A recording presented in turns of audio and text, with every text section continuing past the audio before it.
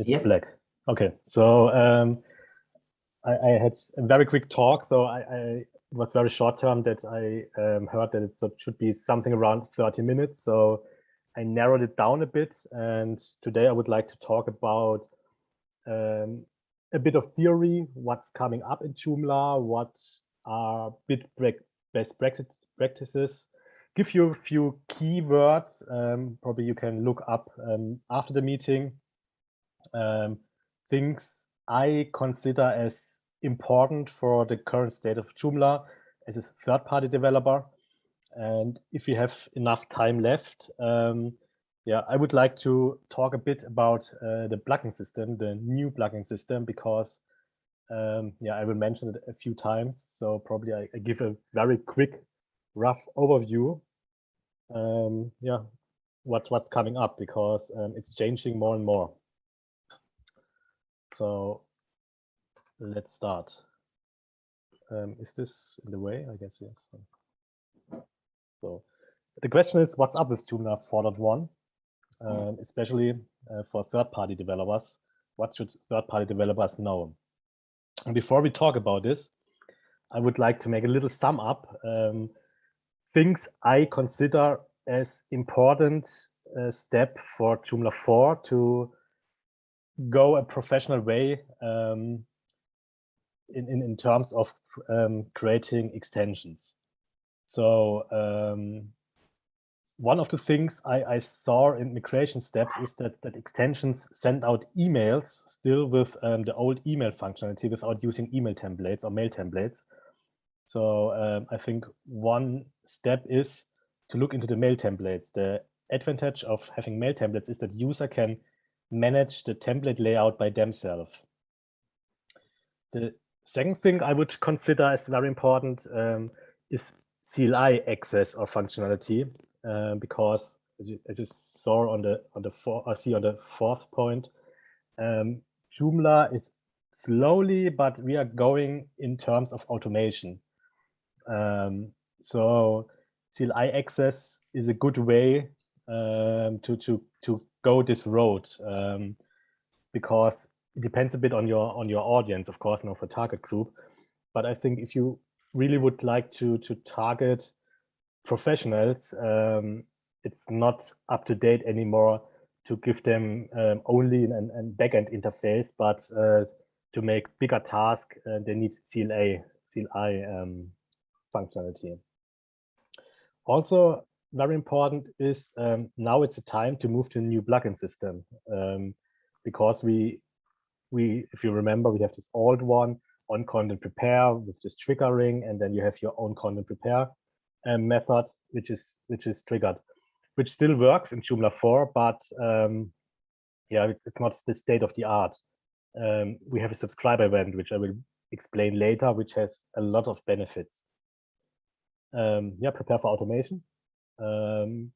Users don't want to manage their sites. They want to set it up once and then automate it and let it run. And that's my experience, at least from customers. They will probably put in new content, but they don't want to care about regular tasks they have to do all the time. Also very important, I think, is now go to the next level of PHP. So PHP 5 is dead, PHP 7 is nearly end of life. So you should be aware of traits, namespaces, of different concepts, like yeah, like we have in Composer, like NPM, the Web Asset Manager, and so on. So I think it's important to go to the next steps, also for security and for performance reasons, if you do it right. And what's, of course, very important for Joomla 4 is accessibility. Joomla 4 is running a big campaign regarding accessibility. All the marketing stuff will always mention accessibility. And I think a very big new market is coming there, especially for agency. And if you're targeting agency and your components or your extension is not accessible, they will most likely not use yours. And currently, the status is that not many extensions are accessible. So there's a lot of free and easy to get a market share in that term if you offer a functionality which is accessible. Like as I said, I had a talk with Phil, the new marketing department coordinator, 2 hours ago, and accessibility will always be the topic for the next releases for the next years. That was the look into the past, and now let's look in the future. What's up with Joomla 4.1? So very important for you as third-party developer is we have a new circle. Before we tried to have something like that already, but now we defined a 6-month release cycle for minor versions. So from now on, it's absolutely clear for the next, if we stick to it, and I hope we stick to it, for the next 20 years when the release will be there. So there is already a release plan, and as you can see here, the important dates are already set for 4.1. When we have the feature freeze, language freeze, and the release. And starting from the feature freeze, you should take the time, and we really try to give you a lot of time to test Joomla, if Joomla is compatible with your extension, and yeah, you have enough time to implement a new functionality.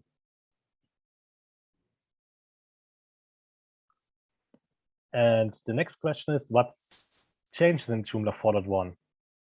One of the biggest, so I have two big features here, but one of the biggest feature is the new scheduler from Tushar, and therefore we have a new task. So the scheduler is plugin driven. This means if you want to automate stuff like cron job, you don't have to spend much effort into it. You just have to write a little plugin, and your stuff is automated. So this is something really worth looking into it and to be prepared, because I think this is really a selling point. If you have an extension, say, hey, you can automate it. Also, this next 2 points are linked together. This is from Dimitris, is the new child template. Child template means currently we have challenges like if you use the core template, Cassiopeia, and you would like to make overrides of existing overrides, you have a problem, because on the next update, they will be overwritten. And therefore, Dimitris implements a very, very cool functionality, and this is so-called child template, which allows to make a kind of a clone of the original template, but only takes the XML over. And then you can put in your files in the child template, and Joomla checks automatically if a file which is requested in the child template, if not, it falls back to the parent template. So you can make, so to speak, copies, forks of templates, and only change the parts you really need to change. And all the other stuff will be fallback to the base, to the parent template, which is a really nice feature. Why I mentioned it here is that as if you're a template developer, you have to enable it with a flag, and you have to make a certain structure in the template. And the most important one is all the assets, CSS, JavaScript, images are moved to the media folder. And this is also the way to go for the future, for a very simple reason. If we collect any assets in the media folder, people can protect that template folder with an htaccess and close it down. So we have less target points for attackers. So if you're using or if you're building templates, or your extension does things with the template when you install it, and be aware that in the future, more and more templates, I assume, and especially the core templates, they will be for sure, they will have their assets in the media folder. This does not change the override functionality of assets. It's just the placement of the files is different. Dimitris, anything I forgot you would like to add in that case? No, everything's perfectly. The only thing is that I already wrote some code to help developers to to help developers transition their existing templates to the new thing, and it's a Node CLI script. Let me just, I pasted the link in the chat. I don't know if we can share it somehow differently. Yeah, thanks. Yeah. And so all the links are also, if you Google for Joomla 4 alpha, Joomla 4.1 alpha 2, all the links to the pull requests are there too. There's a release note with all the pull requests, and it's very important that you check your extensions against these new features, especially if the template stuff, if you tinker around with templates, if it still works. And last but not least, again, accessibility. Brian, and I just saw someone, I guess it was you, Olivier, put in the link to Brian's test site, and it's also linked in the release note. We are currently in the process of building an author accessibility checker.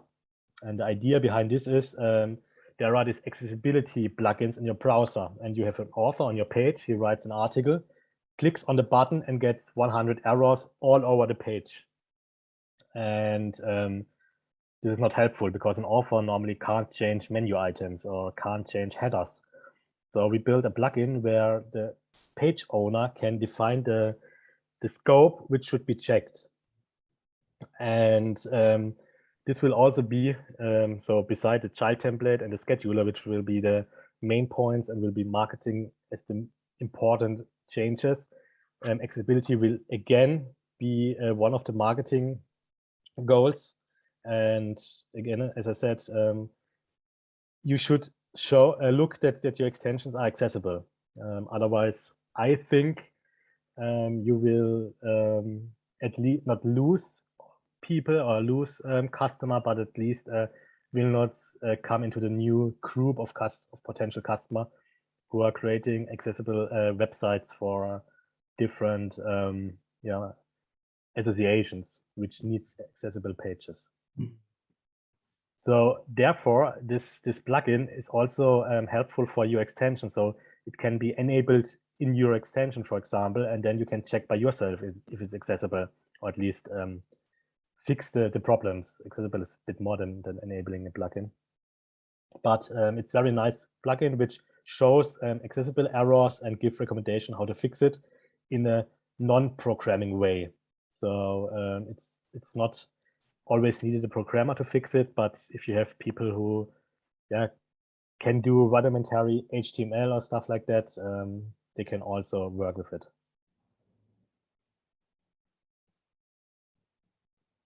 So yeah, so far. Any questions or any suggestions, ideas? Anything you would like to know? I just have a question for you or Tushar about the scheduler. What are the triggers on which the scheduler is based? Is it like the real physical cron, or a front end trigger, or both at the same time? How does that work? Yeah, I would say I go very quickly. I'm not sure how I can into my installation because I have it prepared. If you want to talk about that later, it's fine. I just have the question now, but if you want to talk about it in your talk, it's fine. No worries. Yeah, it's fine. It's fine. I will manage. So we have two triggers.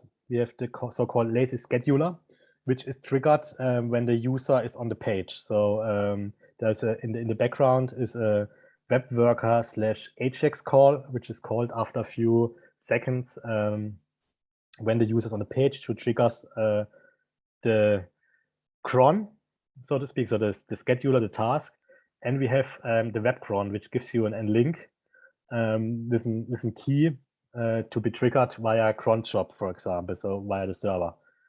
And third, we have a CLI integration, so you can so Joomla 4 has this very cool CLI functionality. So there's only one file now, and you can extend it via plugin. So Tushar built a plugin for the CLI integration, so you can run it server side with the CLI integration.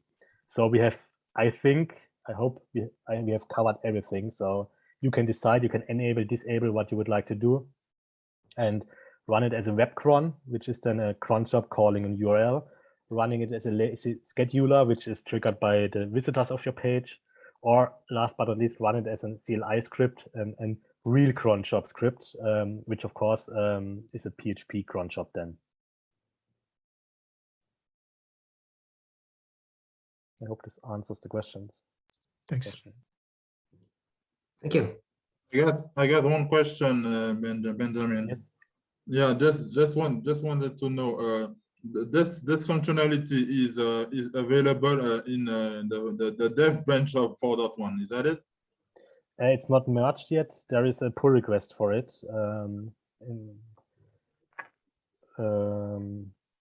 You have to install a patch. In the repo.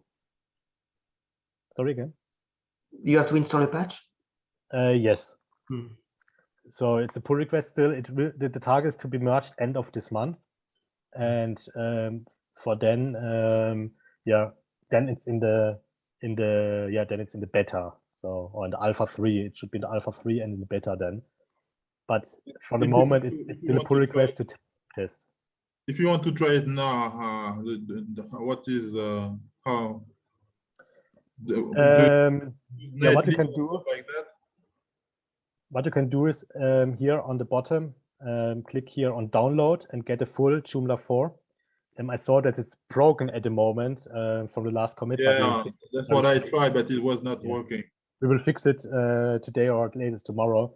You click here and then you get a download pack with the full Joomla. You just install it like a normal Joomla one, and then you have it.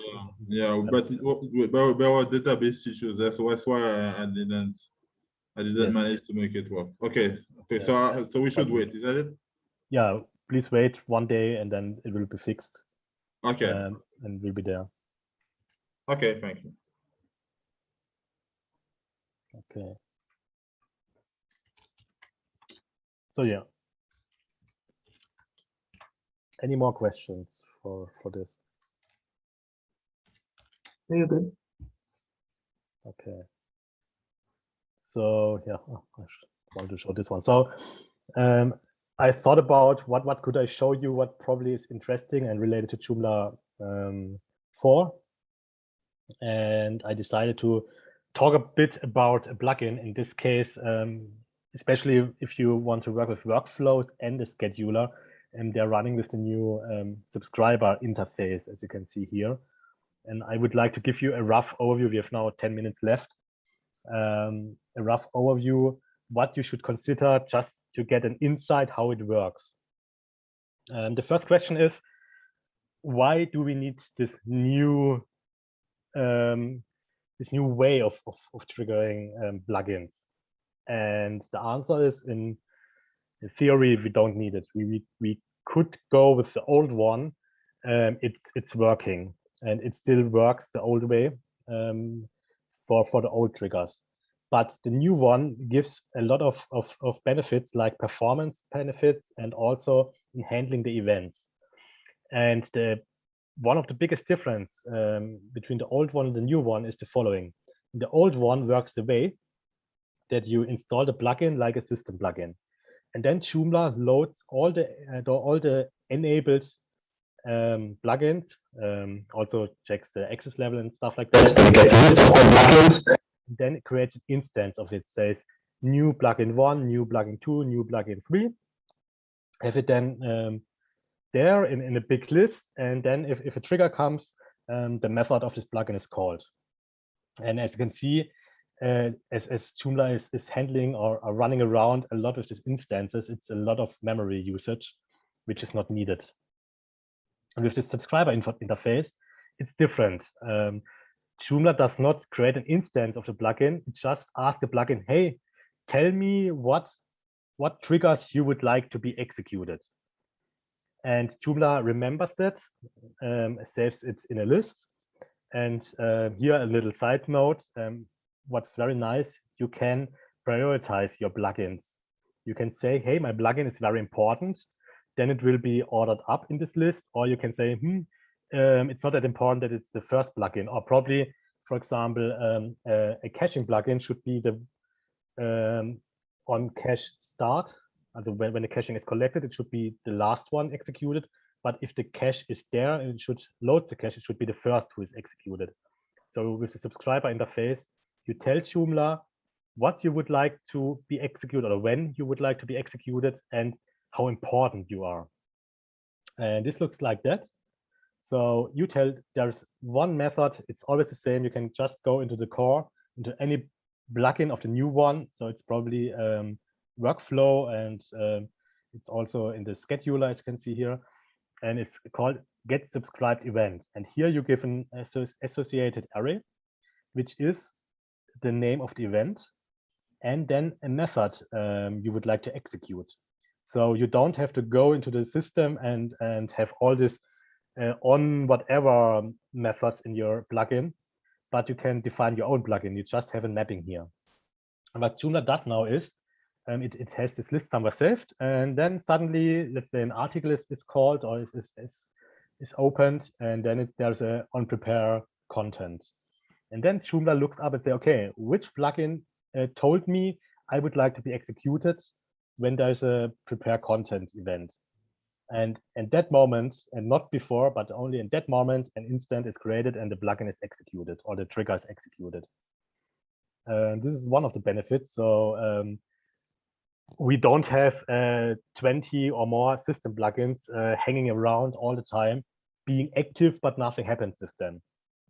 And the second big change is that you don't get all the parameters now into your method, but you get an event. And I'm not sure, it could be that with Joomla 4.1 we manage, but the events now will be unique. So each trigger has this own event class type. In this case, execute task event. So it makes it much easier. So you, the benefit of this is that you exactly know what this event has, and this event can do different things. Like it can gives you parameter, it can give you arguments. In our case, it's the params which are delivered, or on content prepared could be the content which is delivered. So you know what structure, what interface you get into your system, and probably, as you remember, this old stuff where you get our content prepare, where you have to check, is it an object or is it an array or is it directly in text, and then you have to do different things. And this happens, this does not happen anymore, and because you get a predefined structure in, and you can communicate with this event. And let's look, I guess, no, there's no communication here. But the other way could be that that you communicate with the event. So the event can give you interface and say, okay, I define a get output method where you can save output in it, or anything else. But still, it's not anymore this wild, everything can happen, but it's a really defined structure you can rely on. And this makes it much easier to handle these events. So if you are the extension component developer and you are triggering events, you can exactly give the structure which the plugin should follow when they use this event, and then you get exactly what you need and what you expect from it. So yeah, so and to do this, you just need a subscriber interface. You implement this, and you see here you need a namespace for it. You implement it. This is an interface for people who does not know. Interfaces are, let's say, rule sets how a class should look like. So the subscriber interface gives us, for example, and force us to use this method. So we have to implement this method in our plugin to be used by the subscriber interface. And that alone allows Joomla to recognize, hey, this plugin supports the new way to do it. Let's do it a new way. And the old stuff is nearly the same. So you put in your functions, and here I opened the trade because to build it in a very smart way that it gives you a lot of helping functions which do stuff for you, and it's also from the workflow. So I always say, if you code PHP in Joomla, you do something wrong. That's not that true anymore, but Joomla gives you a lot of help. So if you stick to the core, as you can see, what we do here is that we enhance a form. We call a standard routine handler, and we advertise something. And this is, Tushar, correct me here, but this is normal stuff each task plugin in this case do normally, right? Yes, yeah. So what Tushar built then for us developer is he built a trait, which is something like a parent class, but in the new PHP way, if you never heard about this. And he implemented all the stuff you need for executing this thing. And you can really concentrate. And as you can see here, make get request is the one which is implemented here on your stuff. And all the things around, like in this case, measuring the execution time, validating the task, if the task is there, logging the task, is happening from Joomla itself with this trait. So it's a very nice way to do it, I think. So, does that blur the lines for plugins? You know, you have content plugins, you have system plugins. Does it make it every plugin being able to be anything? no. So you still have Joomla still loads plugins by the type. So if you're a system plugin, you're always available. If you're a task plugin, for example, you only will be loaded if you're in the scheduler task environment, or if your extension loads it. Okay. But still, like in Joomla 3, if the plugin is loaded, then it's available everywhere. So yeah, at the same time, what you're saying is that the cost of a system plugin is lower. yes. So maybe I would have less problem doing a single system plugin to do content and maybe a few other things because it doesn't cost much, right? Yeah, is that correct? Or it depends. It could be right, but it could be wrong. If you have a system plugin which triggers on what is the last on after root, for example. This is a default system call. If you have a plugin who acts there, then your plugin is always executed. So then you have absolutely no cost saving. But if you have a system plugin and you put in content methods only, then it's only triggered when content is there, or when these content methods are called. And if you're in, for example, your own extension, or if you are in community builder, I guess they will not trigger content plugins, then your plugin has nearly no costs. So of course, the file is loaded. This is in that way, it's an improvement because you know, I don't have a problem doing a system. I have less problems doing a system plugin to do several things at the same time. Yeah. Okay. Yes, exactly. But of course, you save more if you would do a task plugin. If it's only handle task stuff, then it would save more than a system plugin, because then the file is not loaded at all if you're not in the task environment. System plugins are always loaded. So it depends. It depends. That's the message. But if you do it in a smart way, you will save. And you can also, that's what we did, another plugin, you can also make here checks like, hey, if you're a super user, then new tasks will be there. So you can register tasks based on, for example, are you an admin? Are you inside? Before it was always, hey, I have to make here the check all the time. Is admin, or the new one is client side, is client side, is client side. And here you just do it in the registration phase. You just don't register if you don't want to execute it on this client, like site, CLI, or administrator. So it makes it easier and saves code. So we did it for, let me open up. So Tushar built a scheduler system plugin to run all these scheduler things.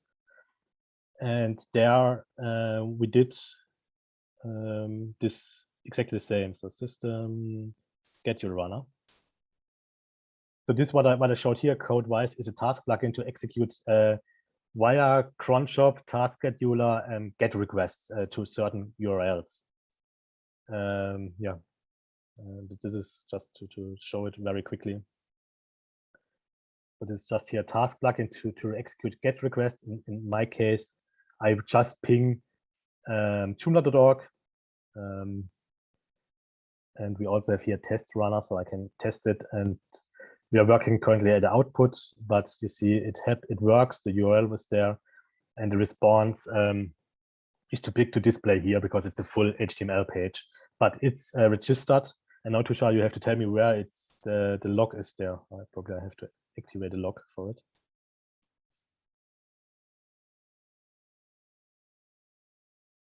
Probably it's not here anymore.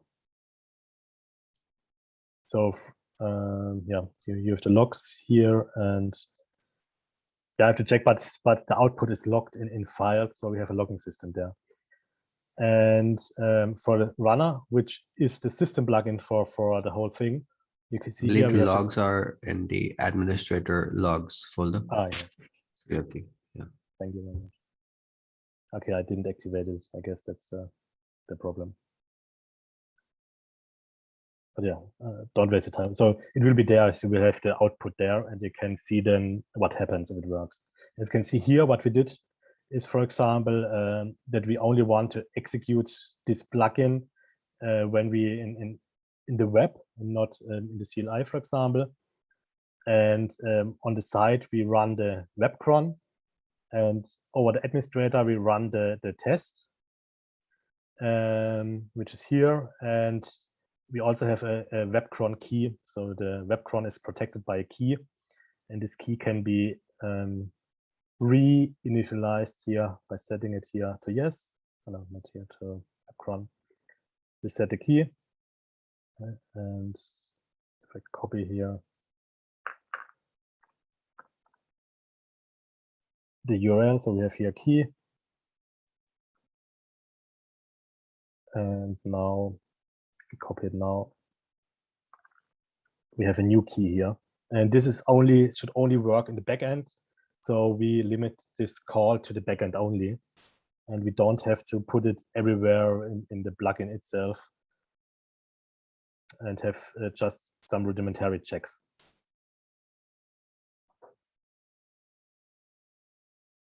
Very So, nice. yeah. This was a very brief, or not brief, but very, very quick overview about the new subscriber interface, because I think I'm a very big fan of plugins, although they are not that healthy for a system if you have 100 plugins. It's a performance thing, but for smaller things, I really like them. And I think if you go for the subscriber interface, you will get a lot of benefits. And especially if you look for different trades. So the new stuff has few trades already there for plugins, so you don't have to do all the stuff by yourself. Like I know for the workflow, I know for the scheduler that they have trades which supports you a lot and save you coding code. And the good thing, if you use Joomla core stuff, I bet it's better tested and it's used by more people than your own extensions, and you don't have to take care of it. It's taken care from Joomla.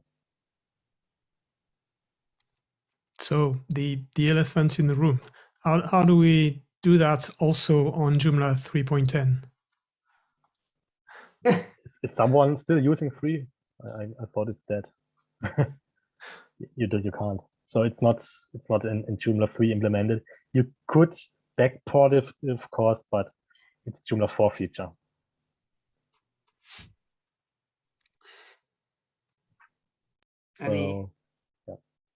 Anyone having any questions for? Same question for Joomla 2.5.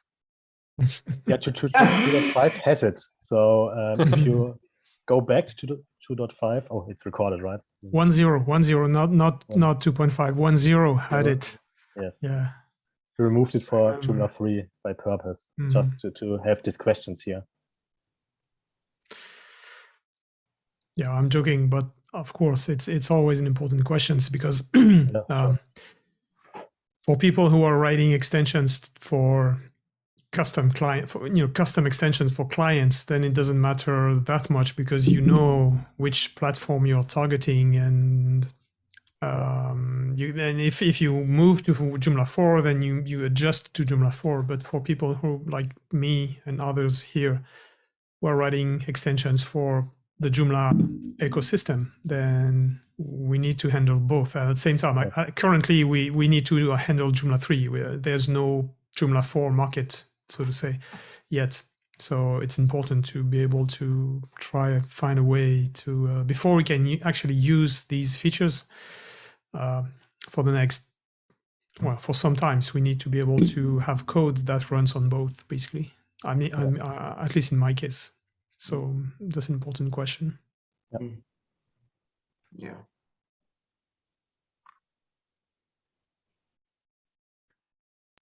Any more questions?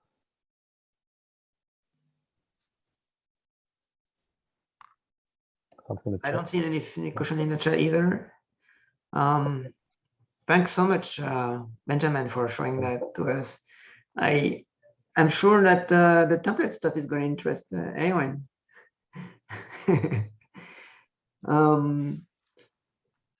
That's a lot of new stuff.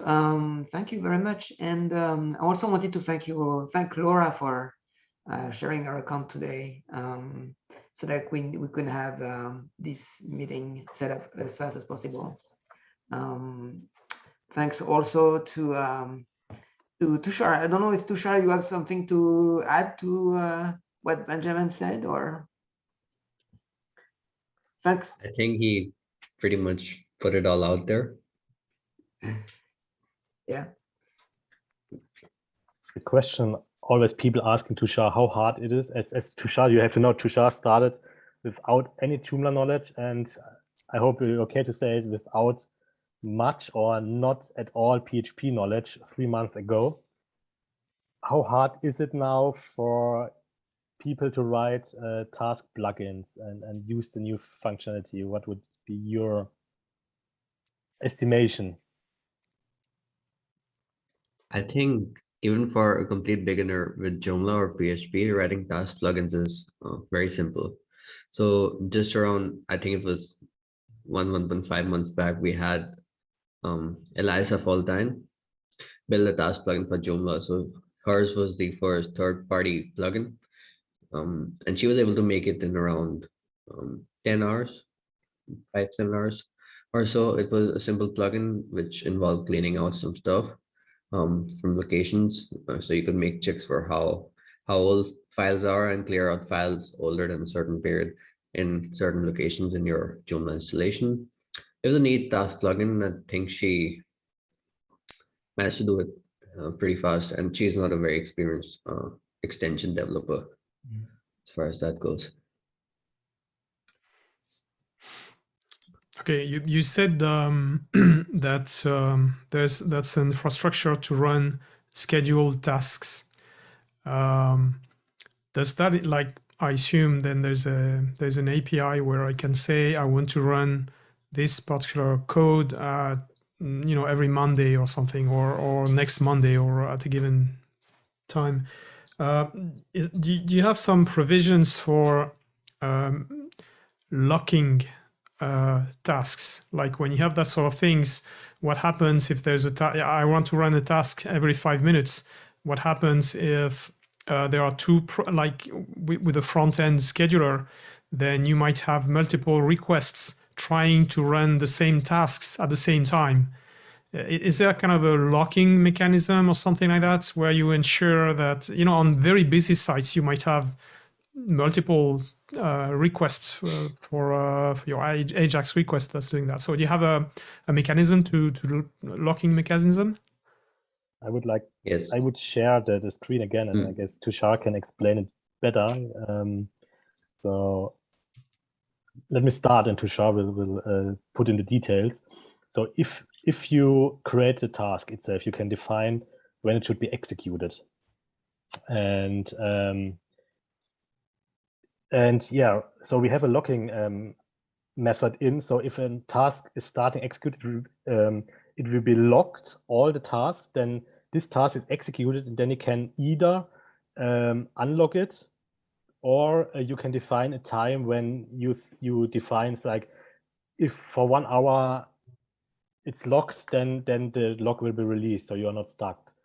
And probably, Tushar, you can explain now about the priority, because that's the important question. What happens if 2 tasks or 3 tasks are due, but 1 task is running for 1 hour, and then we have 4, 5, 6 tasks which should run half an hour ago? What happens now? So as far as triggering tasks via the scheduler goes, because there are other ways to trigger tasks with WebCron, for example, or if you want to trigger a certain task from the CLI, not targeting the scheduler itself, but a particular task, then in that case, you can have concurrent execution. But as far as the scheduler goes, we only allow a single task to run in concurrency. So we have in the database pseudo logs, and based on that, we do some filtering and sorting, and we ensure that if a task is already running, we don't run another task unless it's stopped. Okay. With the priority stuff, you have, if you want, if there's a high priority task that you always want to take precedence over other tasks that might have low priority, so you can adjust the priority of your task, say a high priority task, and it will block out low priority tasks. So that way you get to kind of have a safeguard against a critical task not getting delayed. Yeah. So, for example, the radio is always running, but the break is only working every half an hour, if you want to do it that way. Okay, so basically that is a concurrency of 1. You lock the task using the database. Yes. Yeah. Yeah, Okay. it's that's cool. Okay, that's cool. Thanks. And of course, if something fails, you can get notifications out of the system. And yeah, having the logging there too.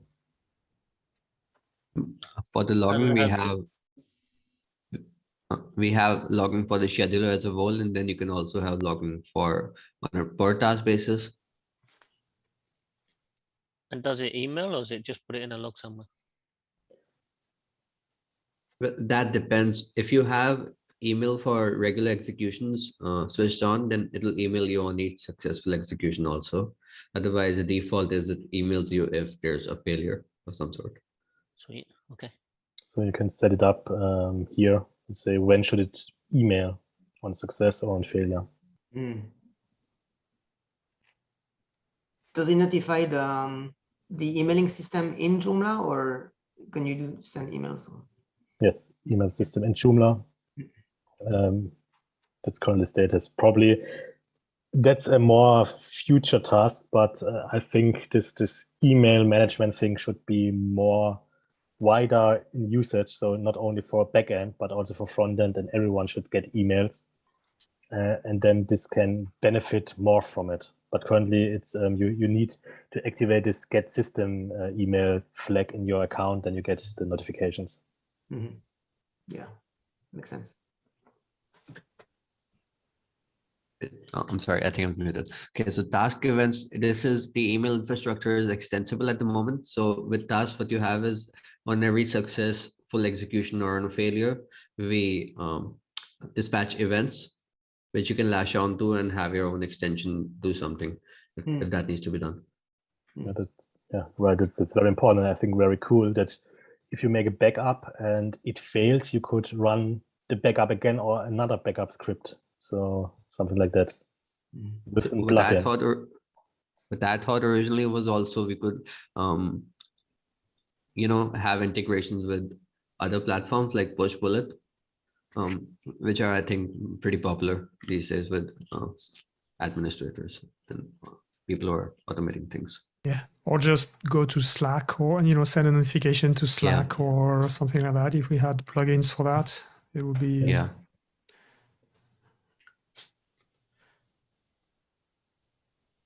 All right. And again, it's very easy to create this plugin because most of the stuff is already given.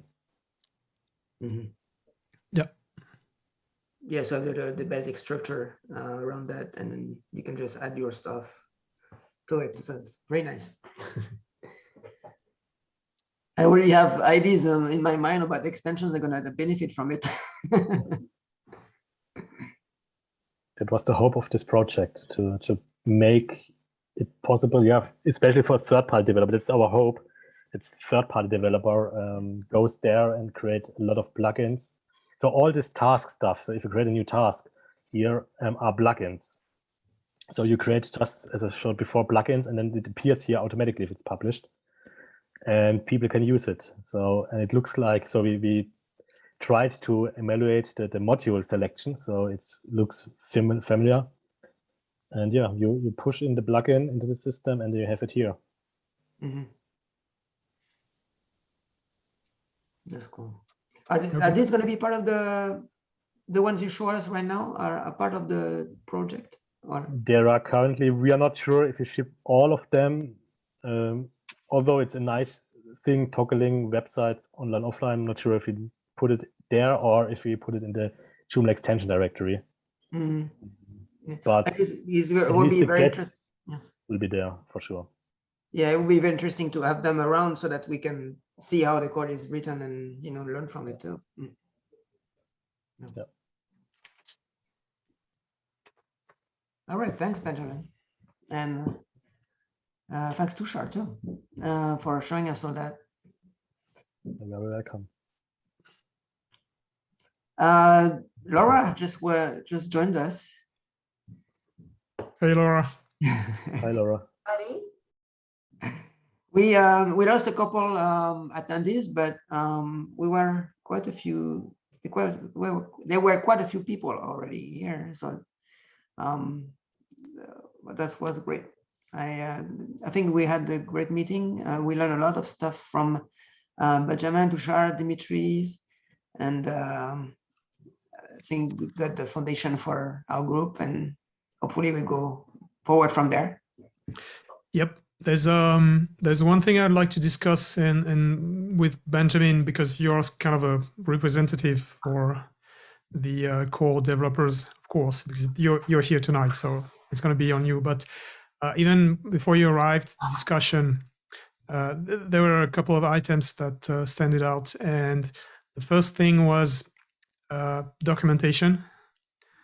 And I think that's something many people here in this group are going to be willing to work on, so that we eventually or finally have a proper documentation for third-party extensions developers and how to use Joomla to do that. Because today and for the last 15 years, the proper method has been to just jump into the code and try to figure out how it works. So, and that's obviously it's feasible, and that's how you learn, deep. But obviously, it takes a lot of time. Maybe Tushar would have an opinion on that. I don't know, but it's more complex than if you can get started with a proper set of documentation. I'm not talking about the API, obviously, because that's easy to do, but really how things are structured and where do you go from A to B to C. And Jeroen shared what I've seen to be the most extensive documentation on Joomla 4 by Astrid Gunther. I don't know how to pronounce her name, but and that's a very good thing, and that's a very good basis, and we can discuss about the tools and everything. But that's really what's something that needs to be done, I feel. And we would, if there's a message to be passed right now to core, maybe it's one of them.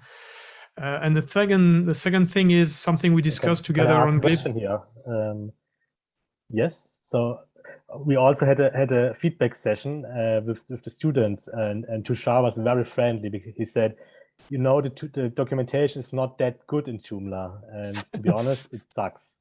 The developer documentation and nothing to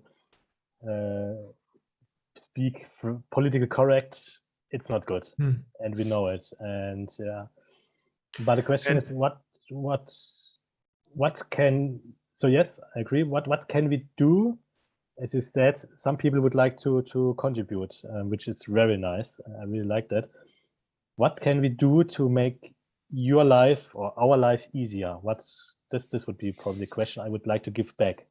The thing that popped up right away is the tool chain is not so suited to developers, because it's going to be developers writing most of it, some of it or most of it, and the tool chain being based on Wikipedia or media is not suited to most people here. And more modern, what we use, I use Make Docs. Dimitris uses Docsify. There are options there where you can just write markdowns and have a proper page, a set of pages produced, static pages mostly, with a proper table of contents and a nice design and easy to integrate code and things like that. It's really easy to do, and the code, the documentation is on GitHub in a Git repository, and contributing to documentation is a matter of sending a pull request. So it's things that people are mostly familiar with. And of course, I'm aware that the documentation team is a team by itself, and they have their own priorities and their own way of doing things. But that's something, if that's can be sorted out, it's probably going to be beneficial. Are they translatable? Are these translatable or not? Oh yeah, absolutely. Yeah, it will make it trivial to translate, because it's just another folder, if you will. I mean, with Make Docs, for instance, that I use most of the time, but not always, it's another folder. You have the default language and Spanish, whatever. So it's really easy. If you have to, or if you should split up the documentation in a kinds of coding documentation. WordPress have, how is it called? Codex, I guess. Yeah, the codex. Like that. And the, as you say, normal user documentation, because there should be still a lot of tutorials, and it's hard to bring normal people to make pull requests. So probably the idea is to split it up in a way. Just a thought that, But the writing experience is simpler for everybody, but it's simpler, and it makes it. I'm aware. I read things where the documentation team was very keen on keeping the Wikimedia software, because it allowed lots of regular people just contribute to the documentation. But I do think that for developer documentation, then it's more beneficial if we can split and use different toolchain. Today, at least in 2021, that's my feeling. Yeah. So if we can pass the message or tell us, I mean, people like Dimitris or myself and probably others, we can do things there. But in the end, it will probably have to be on some Joomla infrastructure. So there has to be a buy-in from the team, from the. Even me, though, I'm not a developer, and I've tried to edit like documentation for. I think Benjamin might have helped me to fix it because it broke when I edited it. So even someone simple as me can try and help out, finds it impossible to do. Yeah. So probably we should do not only transfer the message, but plan a meeting and brainstorming meeting, an open one, lead by the documentation team, something like that. And so everyone can prepare. So I think all your concerns are absolutely valid. And it's really a weak point in Joomla, the documentation. I guess Tushar had really suffered through all this non-documentation. It's Benjamin, is there like a subgroup within the documentation team where the focus is documentation for the developers? I think the documentation team itself is very small. It contains Sandra, I can't, Jen probably, and we have 3 or 4 people are there only. So maybe ask them if they could use some assistance, but it's only going to work if, we now have this Facebook group has over 60 people in it. Most 90% are developers that could help with it. but they need a very specific plan of attack. You know, I don't want to waste anyone's time. That, you know, Benjamin, you and I, we hate wasting time. So yeah, maybe reach out to them and let them know we have people that are available and willing to help, but they need marching orders. Because I've tried to do documentation as well, and I've effed it all up completely. And it took me so long to learn how to do it. So I remember when I was doing Bugs and Fun, my colleague and I decided to just do the documentation piece. I remember doing it with Olivier, and we know how to edit wikis because we use wikis over here. And yeah, we really messed it up. So, but we have the people. So we just need the marching orders from them and to up the priority because we need it. So people like the developers that are in this room right now are able to latch on with Joomla in the proper way. Yes, agree. Yeah, it could be as simple as GitHub pages. Don't even need really, Joomla infrastructure and the domain and all of that. Just a GitHub repo, GitHub pages, and it runs automatically. There is no maintenance or anything. Again, it's a Docker container running make docs or other things, and it goes into GitHub and GitHub Actions. It's going to be free. But at some point there needs to be someone needs to get started with that. And of course, we can't do that without telling the documentation team at all, right? So there needs to be some message. And I think don't nail me down. Let's say starting coming year, because currently so I will bring it now the message, of course, in the next meeting. But I personally have to bring Joomla 4.1 at least in feature-free state. And then I have this, I have getting people in with Laura. Laura is doing most of the thing. I just pushing tasks to her. But this is on the agenda, and I think documentation is part of it because not all people can program for Joomla, but I guess program for Joomla is 10% of the stuff who has to be done. It's. Is there a reason it hasn't been done in the past? Is there any resistance to it, or? Sorry again. Is there a reason that it hasn't been changed in the past? Is there any resistance to changing the system? I think in the past there might have. Yes. So first of all, the problem is really that we have thousands of articles which has to be converted then in a way if we change the system and have to take over. And we don't have the resources, so just two people can't do it. So George, for example, updated the wiki or what is Docs Media or something like that is the software. It's not a Wikimedia, it's a Docs Media or something. And it took him weeks as a lonely person to update just to the latest version. And if we migrate it to a new system, it's too small. That's why I think the first step would be to. If we have a huge community, we could easily ask people, we need help. We've got thousands of articles, but if we can get like 100 people to help and everyone does 10 each, then it's no job at all. And that's. Do we need to migrate? There's no need to migrate, right? It could be. It would be simpler if we start by splitting and saying, developer documentation goes on that new system, and the rest goes as before, and then we'll see what happens. Anyway. But right, so split it, Yannick. Yes, split it. So basically, we can start with the developer documentation, the user documentation. That's another animal. What we don't want is to give them a reason to say we can't because we have to do all of this. Yes, no, I completely agree with you. Just to focus on the developer documentation, which does not have to be in the same tool. Yeah, there's no reason for that. It's going to be simpler. It could be like an experiment, if you will. And if it works, it works. If eventually they like it better, maybe they can switch to the system. If they, everybody their own needs and requirements. And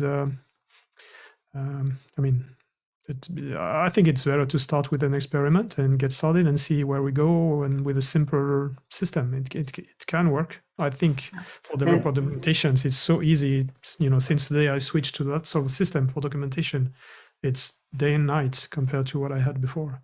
Yeah, and we could go from Joomla 4 forward, and we don't have to go all the way back to 2.5 documentation. we can just go. So we start Joomla 4 and all the stuff from that coming forward. So yeah, let me Okay. talk with some people and let me organize. I think we should really do a brainstorming meeting. It should not be a decision from a, are we still recording? From a non-dead active, that's not, they're active. That's not true. They're absolutely active. They do what they can do with their limited resources. But yeah, we should not burden them more with and saying, hey, do something. But I think we should then, and which I really like that so many people here say, hey, I would like to help, should sit together, brainstorm, having an idea what would be the goal, and then yeah, we can start with it. Yeah, okay. Thank you for the input. It's very good. And there was another thing that we discussed, you and me, briefly on Glip, and it was the other thing is this lack of communication, yeah, between developers, third-party extensions developers, and core team. There's no team, but core developers, let's say, and that is how to get feedback. And you don't get feedback, and sometimes third-party developers think their feedback is not heard. And I agree, there's basically no I think there's no communication happening actually there.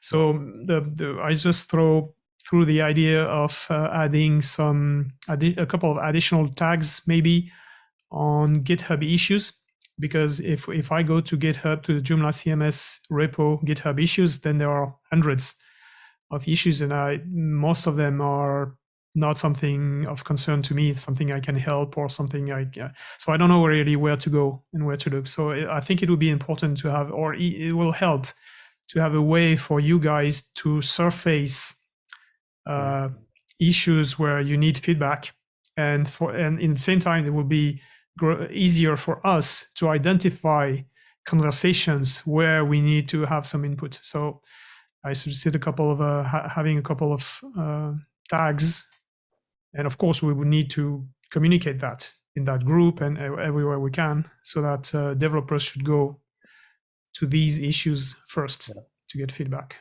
Yeah, to be honest, I understand this, and in theory it sounds good, but I think this will not work out from my experience. It's my personal experience, because we have so many tags and they are not used in a good way for different reasons. What I would prefer is more something like we did today. So I can't remember when was it? Was it Chuck London? I guess Chuck London, where I made a real this what I do today, or did today in 15 minutes. I did it in 1 hour. So really talk about what's the status, what did we do the last 2 months, what are we working currently, and where do we need help? And I think this is the better way to have regular communications from the board, from production in that way. I'm not sure, was it you, Laura, who we talked about this? I talked with Laura so many things. So. Yeah, we did. I mean, this group is technically just a Joomla user group, right? But in theory, if this could start that conversation, it's not a working group or anything official like that. It's just extension developers, which is pretty laid back. As long as we're allowed to do it, you talk with Olivier. If you want to have a monthly meeting, and the first part of the meeting, you can create the agenda, right? So the first part is to talk about status on specific things and what's needed and this, that, and the other thing. And then the other part could be an actual presentation, more official presentation. So kind of like the Joomla user group of London, when they had their meeting, it's a pretty long meeting, but you have different aspects of it. You guys can do the same thing here, and this could become that conversation. It shouldn't be the only conversation because it's not an official working group, but if it gets you guys talking and it helps you, then why not? It doesn't have, and it doesn't have to be a presentation like you do slides and stuff like that. It could be your screen and you say, okay, listen, here we have these GitHub issues and there've been all these pull requests and we are talking about this and this and that, and what do you think? And that's totally fine. That's vastly enough, really. And if we can schedule maybe every month is a bit optimistic, but every 6 weeks or 2 months, and we have that meeting. It's perfect. It's better than tags. I agree. Tags is a bit theoretical because there are plenty of tags already. So I agree with that. Yeah. Yep. Okay, sounds good. Let me write it down to bring it also. So just check with Olivier or, you know, your group. You guys decide the dates, and Benjamin, if the focus is really on 4.1, you just want to make sure you have Benjamin, or Benjamin picks someone else to be that representative to have the conversation. And yeah, and you just set up the next meeting in January, whatever you want. That's what this has started. So right now, I think we have like a dozen people still here, but you said when the meeting began earlier, you had a handful more? Yeah. Mhm. Super. Yeah. We had Daniel, we had Eric Lamy, we had Daniel Dubois, we had Fantastic. I mean, yeah, it was not like 25 people, but it was just a bit more. And you need to get started. Not everybody is available here. That's okay. Listen, more than It raises a five, question. Yeah. it's good. Yeah. Yeah.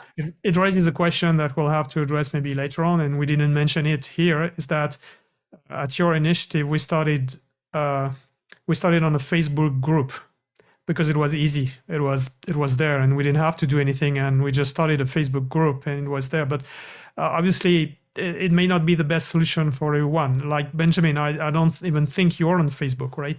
So maybe there's a better platform, but at the moment, this is what we have, and we can do videos, meeting like we did today.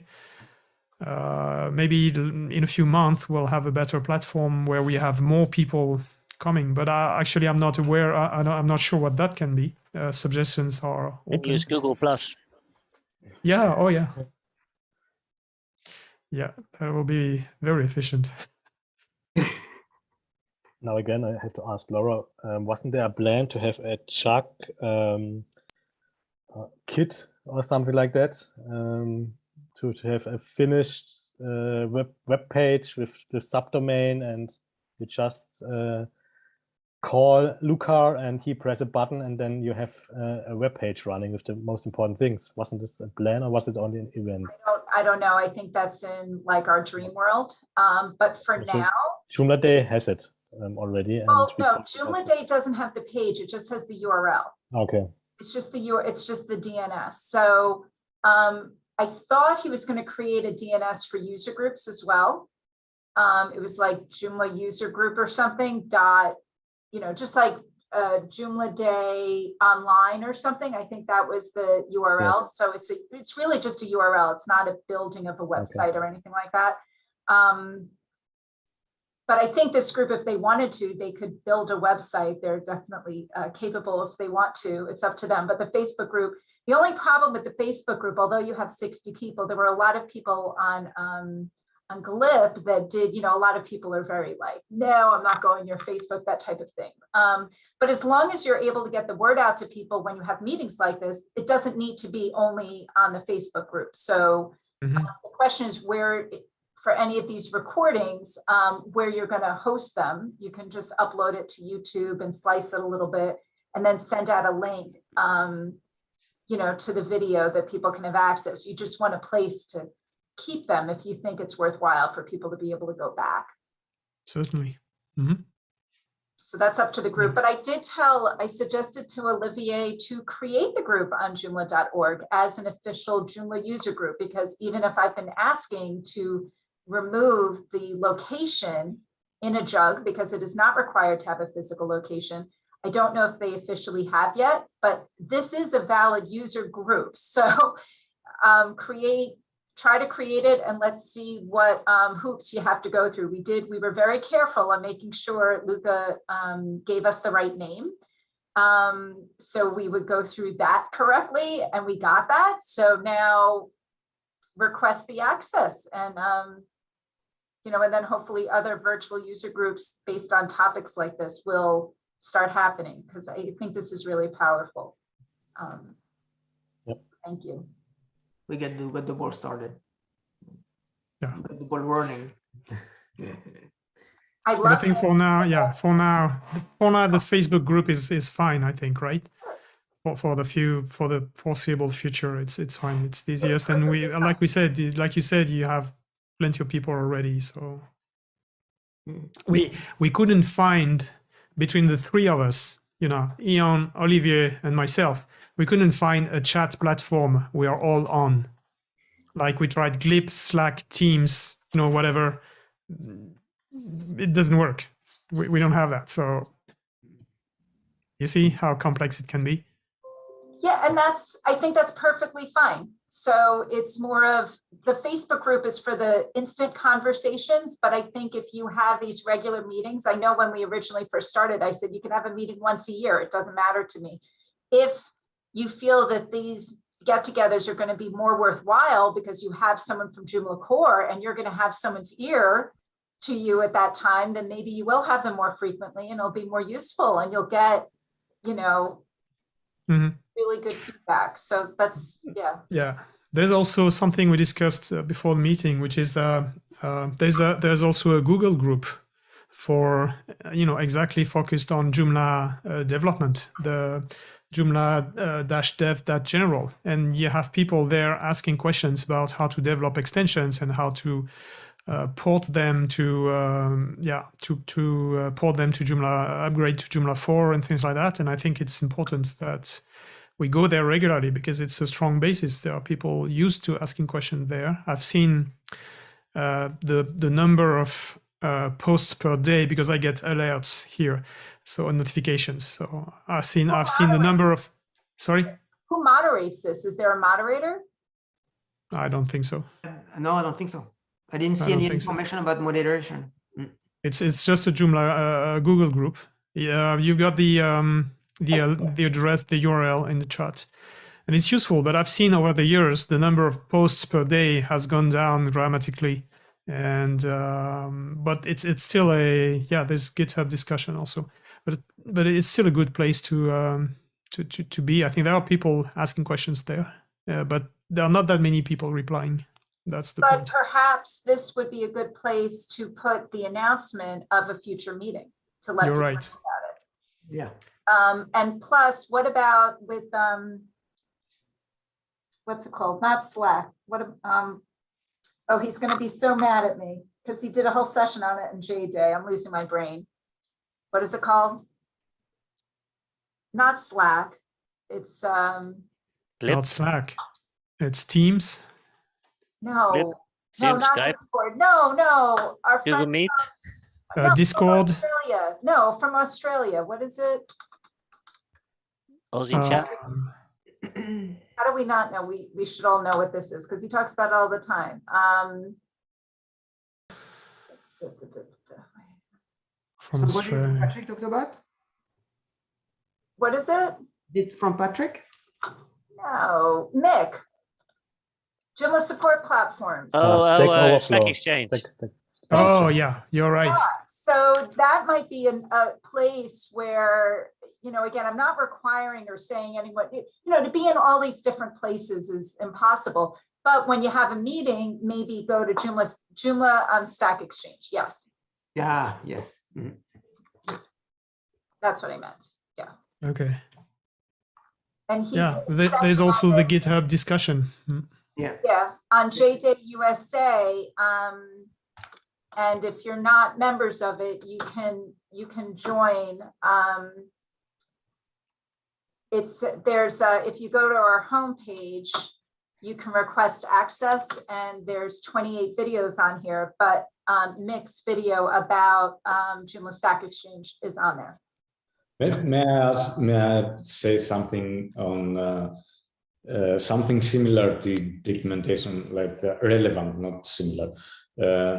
One thing that I mentioned to George early on the Joomla 4 development was to have tools that make sense for developers in the repo. We have some tools, but I don't think that for developers, those tools are really helpful. I mean, you have things that you can do, the JavaScript, the SAS and stuff like that.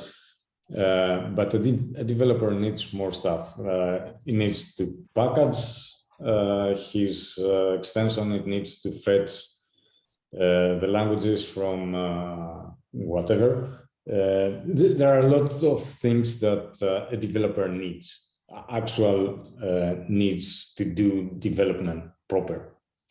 I'm willing to offer the tools, but somehow these need to be published in a Joomla repo. And once they're published, they're going to be Joomla. It's not going to be on me. So that's mostly for the Benjamin to hear again the proposal that was old one. But I think that, yeah, if you need to help developers, okay, docs are good.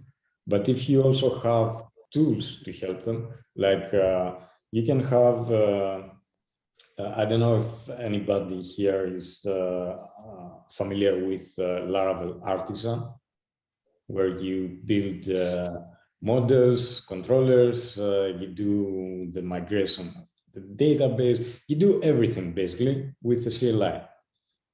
We can have the same thing in Joomla. It doesn't have to be PHP, it can be JavaScript, but it doesn't matter what it's going to be, because it's going to be just the CLI. And you say, okay, I need to make one component, the name is that, the namespace is that, blah, blah, all the things that you just answer questions. What's the name of the component? What's the namespace? What's the controller? Blah, blah. And it gives you out of the box a very nice base, and you can do stuff. And then with the other tools that you will have, you can do your JavaScript, your CSS, SAS, you can do your language fetching from whatever you're using and stuff like that. And at the end of the day, you just say, okay, release package, and that's it. Yeah, it's been an issue also, like when we do Joomla Bugs and Fun, it's like when there is an issue with JavaScript or CSS, we have to recompile the whole project so that we can see the changes and so the stuff when we apply a patch. And this is something that is difficult to do without the proper tools. Yes. And I think that will be extremely helpful. I mean, first of all, it's documentation, because without documentation, people cannot start doing anything. But if you have tools, maybe people will skip documentation and say, okay, I will start with the tools because the tool is already giving me a module, a plugin or something.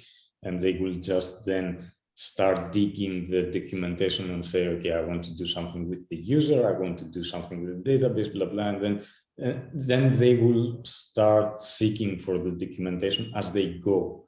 So they don't have a blank screen watching and say, okay, what am I doing here? They run a CLI command and they get somewhere and then starting exploring the docs. Yeah. I think that's something that will help massively the project to also get more components, modules, plugins.